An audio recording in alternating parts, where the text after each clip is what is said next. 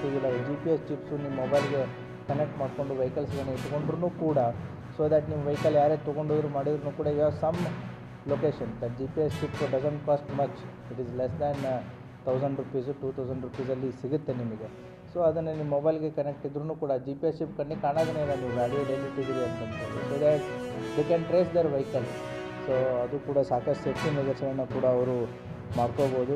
ಅದೇ ರೀತಿ two wheelers ಅಂತ ವಿಚಾರ ಬಂದಾಗ, ಈ ಕೆಲವೊಂದಿಷ್ಟು ಟೂ ವೀಲರ್ಸ್ಗಳನ್ನ ನಾವು ವಿಜಯಪುರ ಸಿಟಿ, ಪರ್ಟಿಕ್ಯುಲರ್ಲಿ ಸಿಟಿ ಮತ್ತು ಡಿಸ್ಟಿಕ್ನ ಕೆಲವು ಭಾಗಗಳಲ್ಲಿ ನೋಡ್ತಾ ಇದ್ದೀವಿ. ಮಾಡಿಫೈಡ್ ಸೈಲೆನ್ಸರ್ಸ್ಗಳನ್ನ ಹಾಕ್ಕೊಂಡು ವೆಹಿಕಲ್ಗಳನ್ನ ಚಲಾವಣೆ ಮಾಡೋದು, that is illegal. Motor vehicle act ಪ್ರಕಾರ, KP ಆ್ಯಕ್ಟ್ ಪ್ರಕಾರ, BNS ಆ್ಯಕ್ಟ್ ಪ್ರಕಾರ ಕೂಡ ನಾವು ಪ್ರಕರಣಗಳನ್ನ ದಾಖಲಿಸಿ ವೆಹಿಕಲ್ಸ್ಗಳನ್ನು ಸೀಸ್ ಮಾಡೋದಕ್ಕೂ ಅವಕಾಶ ಇದೆ, ಫೈನ್ ಹಾಕೋದಕ್ಕೂ ಕೂಡ ಅವಕಾಶ ಇದೆ. ಈಗಾಗಲೇ ಜಿಲ್ಲೆಯಲ್ಲಿ ಅದರ ಬಗ್ಗೆ ಸ್ಪೆಷಲ್ ಡ್ರೈವ್ ಸ್ಟಾರ್ಟ್ ಆಗಿದೆ.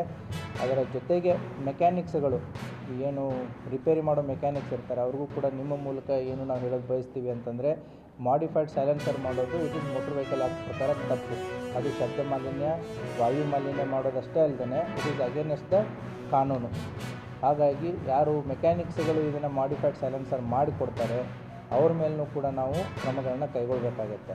ಹಾಗಾಗಿ ಮಾಡಿಫೈಡ್ ಸೈಲೆನ್ಸರ್ಸ್ಗಳನ್ನು ನಾವು ಯಾವುದೇ ಕಾರಣಕ್ಕೂ ಅಲೌ ಮಾಡೋಕ್ಕಾಗಲ್ಲ. ಆ ವೆಹಿಕಲ್ಸ್ಗಳನ್ನ ಸೀಸ್ ಮಾಡಲಾಗುತ್ತೆ, ಪ್ರಕರಣಗಳನ್ನ ದಾಖಲು ಮಾಡಲಾಗುತ್ತೆ. ಅದರ ಜೊತೆ ಅಧ್ಯಕ್ಷರು ಆಗಿರ್ತಕ್ಕಂಥ ಸಹೋದರಿ ಜ್ಯೋತಿಯವರೇ ಮತ್ತು ಗೌರವದ ಎಲ್ಲ ಈ ಭಾಗದ ಅಂಗನವಾಡಿ ಕಾರ್ಯಕರ್ತರೆ, ಸಹಾಯಕರೇ, ನಿವೃತ್ತಿ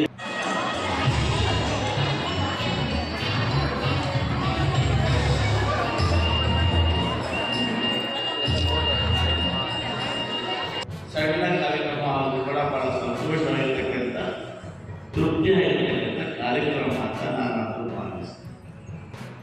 ಯಾಕೆಂದರೆ ಇವತ್ತೇ ನಿವೃತ್ತಿ ಹಾಕ್ತಾ ಇದ್ದಾರೆ ಸುಮಾರು 35-40 ಕಾಲ. ಇವತ್ತು ಸ್ವಲ್ಪ ಮಟ್ಟಿಗೆ ಉದಾಹರಿಸಿದೆ, ಒಳ್ಳೆ ಗಂಡ ಕೊಟ್ಟಿದ್ದೀವಿ, ಪ್ಯಾಕೇಜ್ ಕೊಟ್ಟಿದ್ದೀವಿ, ಬಸ್ಸುಗಳ ಅನುಕೂಲ ಇದೆ, ಆಟೋ ಇದೆ, ಹೇಗೋ ಮುಂದುವರಿತೀವಿ. ಸ್ವಲ್ಪ ನೀವು 35 ವರ್ಷ ಹಿಂದೆ ಹೋದಾಗ ಎಷ್ಟೋ ಜನ ಇವರು ಬರಿಗಾಲಲ್ಲಿ ತೆಗೆದುಕೊಂಡು ಹೋಗ್ತಾ ಇದ್ರು. ಸ್ವಂತ ಸೆಂಟರ್ಗಳಿರಲಿಲ್ಲ. ಆ ಸೆಂಟರ್ಗಳಲ್ಲೂ ಕೂಡ ಅವರೆಲ್ಲ ಚಿಕ್ಕ ಚಿಕ್ಕ ಊರುಗಳೆಲ್ಲ ಇತ್ತು. ಅಂತ ಕಷ್ಟ ಕಾಲದಲ್ಲಿ ಇವರೆಲ್ಲ ಕೂಡ ಸೇರಿ ಇವತ್ತು